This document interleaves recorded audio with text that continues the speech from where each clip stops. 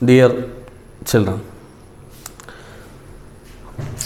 yesterday we have discussed, or last class we have discussed the last portion of the Russian Revolution.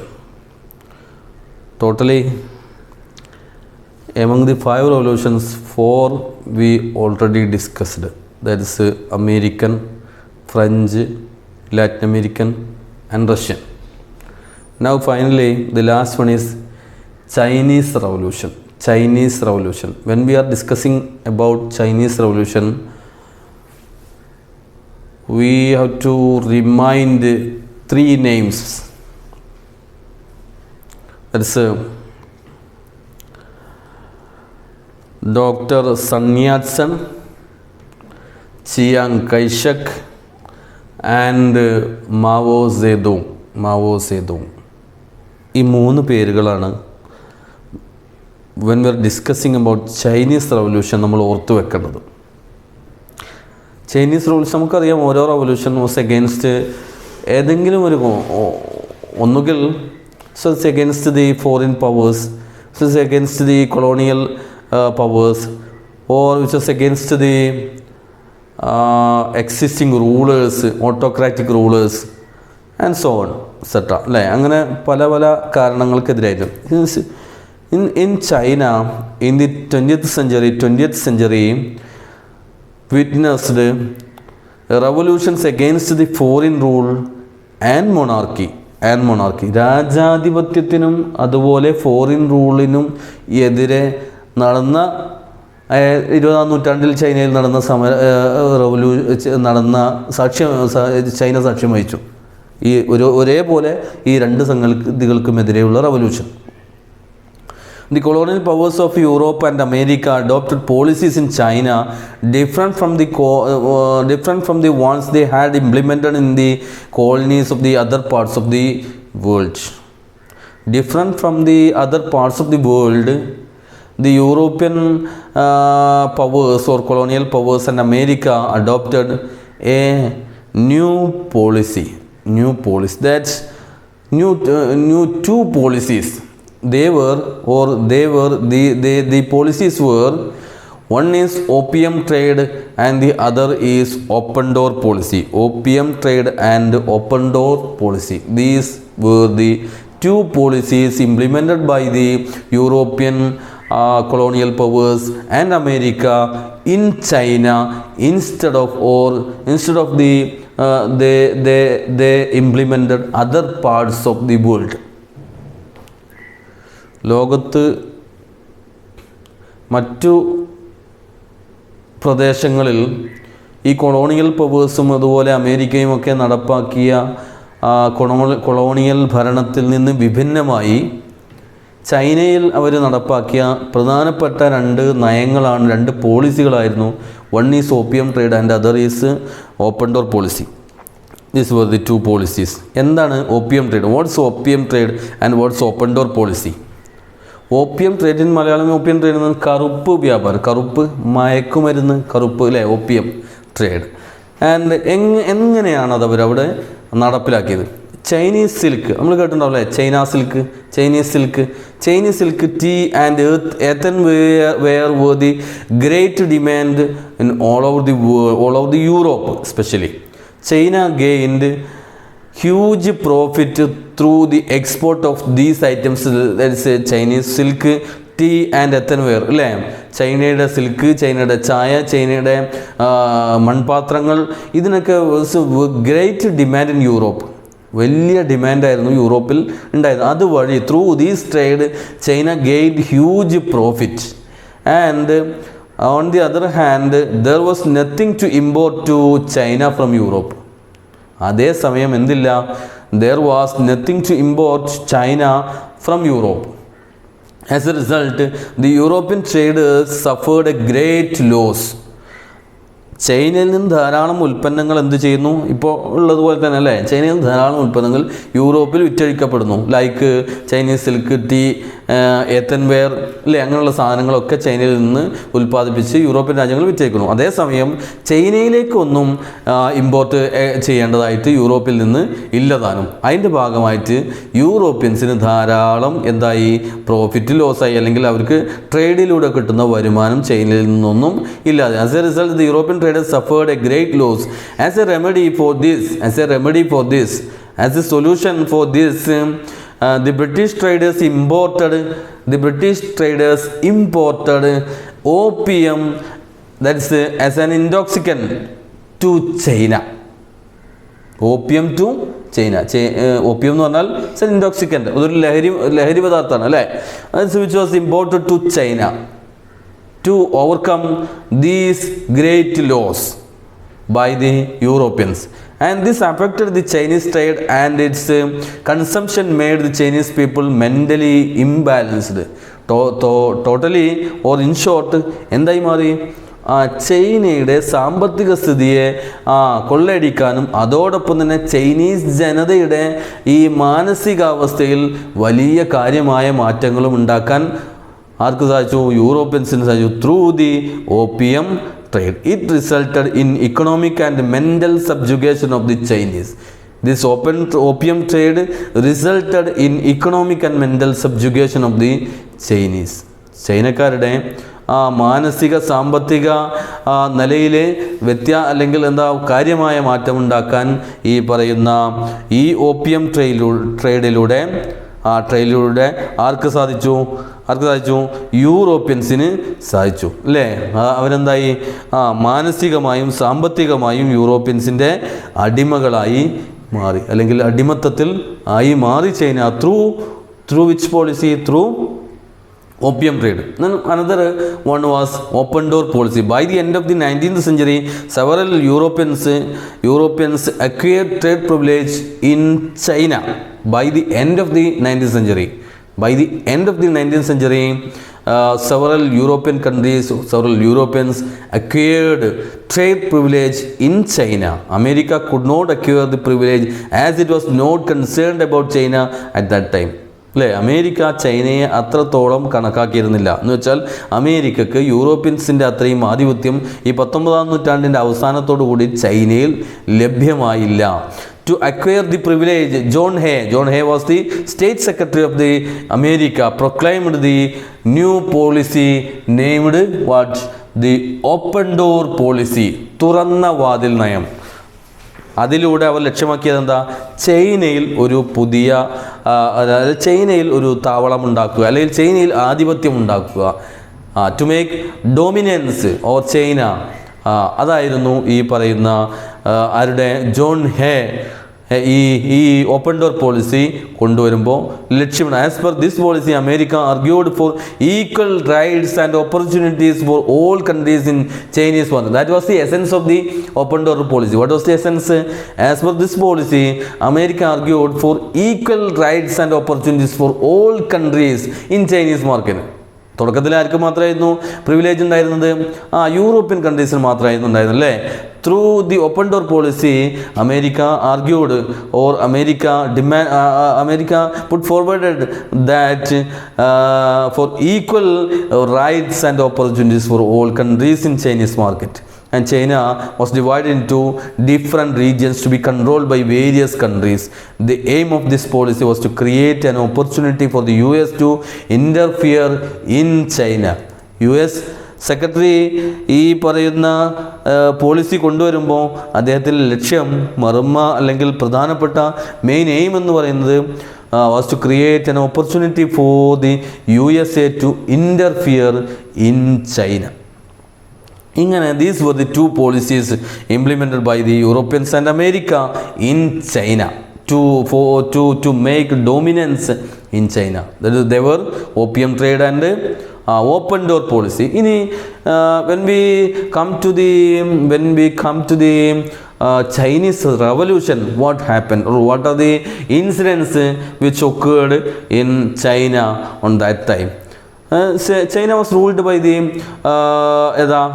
Monarchy ആയിരുന്നു അല്ലേ, രാജഭരണമായിരുന്നു അവരുടെ ഉണ്ടായിരുന്നു. Last the dynasty named Manchu dynasty in China favoured the foreign interference and dominations അല്ലേ. ആ കാലഘട്ടത്തിലെ Manju dynasty ഈ വിദേശ ശക്തികളെ കാര്യമായി സ്വാധീനിക്കുകയും അല്ലെങ്കിൽ അവർക്ക് അനുകൂലമായ ഒരു നിലപാട് സ്വീകരിക്കുകയും ചെയ്ത ഒരു ഡൈനാസ്റ്റി ആയിരുന്നു was Manju dynasty favoured the foreign interference and domination. The foreign powers, they favored the foreign powers and the dominance of foreign powers.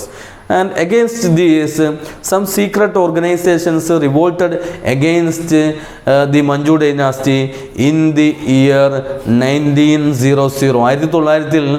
Some of the secret organizations revolted against the Manchu dynasty, and their emblem or these secret organizations emblem was the boxer's fist അല്ലേ. ഈ ബോക്സർമാരുടെ മുഷ്ടി ഇങ്ങനെ ചുരുട്ടി പിടിച്ച കൈ, ഇതായിരുന്നു was the symbol of this secret organization. So this rebellion was called Boxer Rebellion.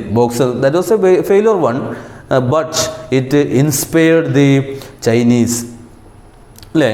ആ സമയത്ത് ഈ ഫോറിൻ ഡോമിനൻസിനെ ഫേവർ ചെയ്ത മഞ്ജു ഡൈനാസ്റ്റിക്കെതിരെ 1900 ചൈനയിലെ ചില സീക്രട്ട് ഓർഗനൈസേഷൻസ് അവരുടെ സിമ്പിൾ എന്തായിരുന്നു, ഈ ബോക്സേഴ്സിൻ്റെ ഫിസ്റ്റ് ആയിരുന്നു അവരുടെ സിമ്പിൾ. അത് വെച്ചുകൊണ്ട് അവർ ഈ ഇതിനെതിരെ സമരം ചെയ്തു. ഒരുപാട് ഒരു മ്യൂട്ടിനി സംഘടിപ്പിച്ചു. That mutiny was known as that rebellion was known as boxer rebellion because their symbol was boxer's fist. And though this rebellion was a failure, it inspired the revolutions that came up later. പിന്നീട് ഉണ്ടാകുന്ന Chinese റവല്യൂഷനെ കാര്യമായി inspire ചെയ്ത, stimulate ചെയ്ത one of the rebellion was this boxer rebellion. And following this in the year 1911 another revolution took place under the leadership of Dr. Sun Yat-sen against Manchu dynasty. Following the Boxers Rebellion in the year 1911 അല്ലേ, ഈ boxer റെബല്യന് ശേഷം Boxer Rebellion was suppressed by the Manchu dynasty. Then in the year 1911 under the leadership of Dr. Sun Yat-sen, he led a rebellion against Manchu dynasty, and this revolution led by whom?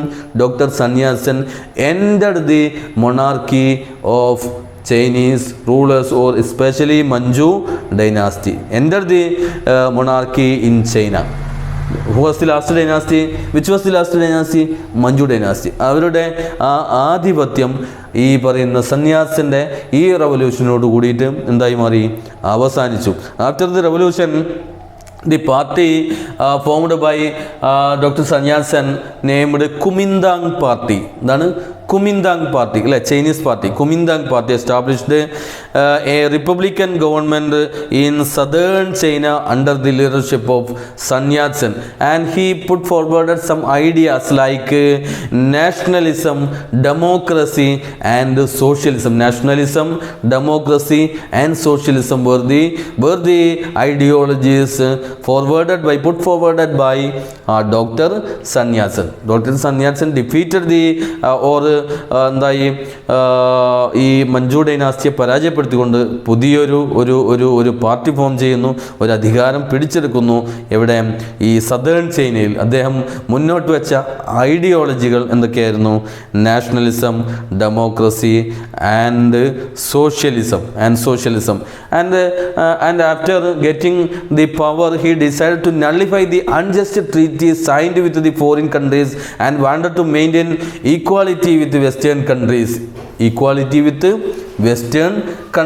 And Dr. Sun Yat-sen first of all, he nullified the unjust treaties which in between the foreign countries. അല്ലേ, signed in between the foreign countries by China അതിന് മുമ്പുണ്ടാക്കിയ മറ്റു വിദേശ രാജ്യങ്ങളുമായി ഉണ്ടാക്കിയ തികച്ചും ന്യായീകരിക്കാൻ പറ്റാത്ത ചില കരാറുകൾ, അല്ലേ, വിദേശ രാജ്യങ്ങളുമായി ഉണ്ടാക്കിയ ആ കരാറുകളൊക്കെ അദ്ദേഹം നള്ളിഫൈ ചെയ്തു. അദ്ദേഹം എന്താക്കി മാറ്റി, എടുത്തു കളഞ്ഞു, അല്ലെങ്കിൽ അതിനെ മാറ്റി. എന്നിട്ട് Kuomintang republic adopted measures for the progress of the agriculture and industry. China received assistance from Russia in various fields and Chinese communist party also formed as in the റഷ്യയുമായി സഹകരിച്ച് ചൈനയിൽ ധാരാളം വികസന പ്രവർത്തനങ്ങൾ under the leadership of doctor Sun Yat-sen ഉണ്ടാകുന്നു. എന്നിട്ട് ഈ China റഷ്യയുമായിട്ട് കൈകോർത്തുകൊണ്ട് ചൈനയിൽ ധാരാളം വികസന പ്രവർത്തനങ്ങൾ നടത്തുന്നു. അതോടൊപ്പം തന്നെ ചൈനയിൽ ചൈനീസ് കമ്മ്യൂണിസ്റ്റ് പാർട്ടിയും ഫോം ചെയ്യുന്നു. In the beginning communist and the Kuomintang party cooperated with each other. അങ്ങനെ കമ്മ്യൂണിസ്റ്റ് പാർട്ടി ഫോം ചെയ്തപ്പോൾ ചൈനയിൽ എക്സിസ്റ്റിംഗ് പാർട്ടി ഏതാ? Kuomintang party. They cooperated with each other, but after the death of Dr. Sun Yat-sen, Chiang Kai-shek became the leader of the Kuomintang party. Chiang Kai-shek became the head of the Chinese Republic, and following the death of the Dr. Sun Yat-sen, or after the death of Dr. Sun Yat-sen, Chiang Kai-shek became the leader of China. അതാണ് നമ്മൾ നേരത്തെ പറഞ്ഞത്. 3 ലീഡേഴ്സാണ്. അതാണ് when we are discussing the Chinese revolution. ഏതാണ്? ഒന്ന് doctor Sun Yat-sen, then second Chiang Kai-shek. അപ്പോൾ എവിടെ എത്തി? ചിയാങ് കൈഷക്കിലെത്തി, അല്ലേ?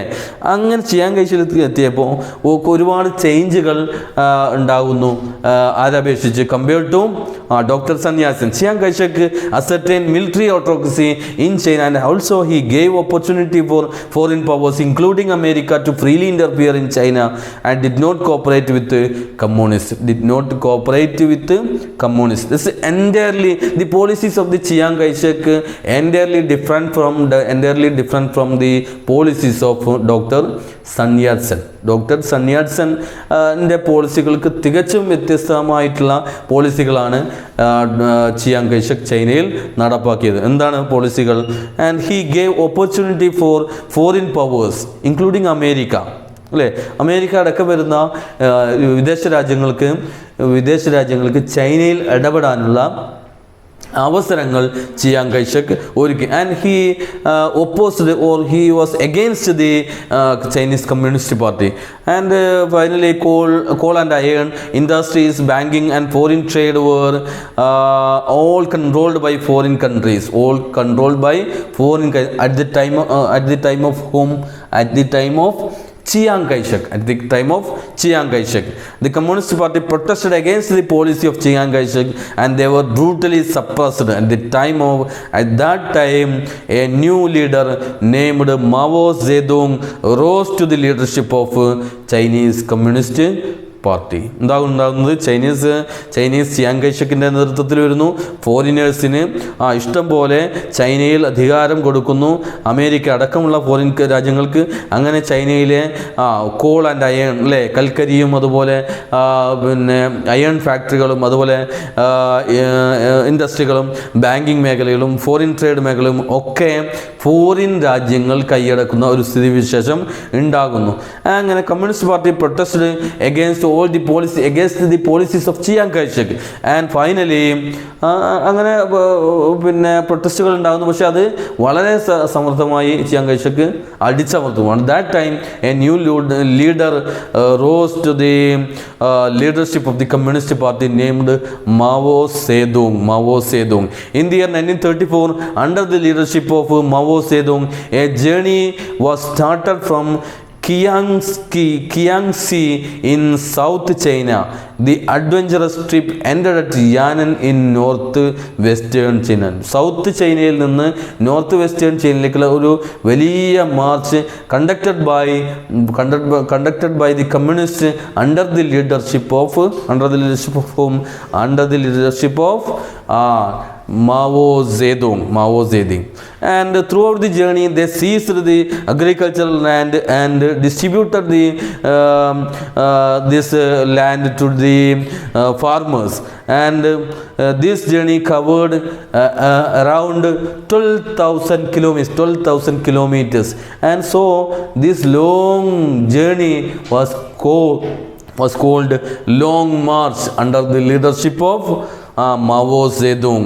And so then Mao Zedong and Communist Party became the symbol of the struggle of the Chinese against the foreign power. Mao Zedong became the symbol of the Chinese symbol of the struggle of the Chinese against the foreign power. Chiang Kai-shek had to seek political asylum in Taiwan when the Red Army of Mao Zedong captured the center of Kuomintang rule. And finally, under the leadership of Mao Zedong, they captured the center of the republic or China, which was under the ആരുടെ കീഴിലായിരുന്നു? Chiang കൈഷക്കിൻ്റെ നേതൃത്വത്തിലുള്ള ആ ഭരണത്തെ അട്ടിമറിച്ചുകൊണ്ട് അത് പിടിച്ചടക്കിക്കൊണ്ട് ഈ പറയുന്ന red army red army of Mao Tse-tung captured the center of the Kuomintang rule. And on that time, Chiang Kai-shek had to seek political asylum in Taiwan അല്ലേ? തായ്വാനിലേക്ക് രാഷ്ട്രീയ അഭയം പ്രാപിച്ച് നാട് കടത്തപ്പെട്ടു അല്ലെങ്കിൽ പോയി ആര്?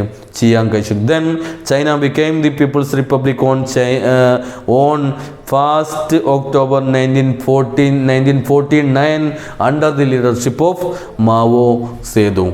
And finally, China became the People's Republic of China. People's Republic of China on October 1949.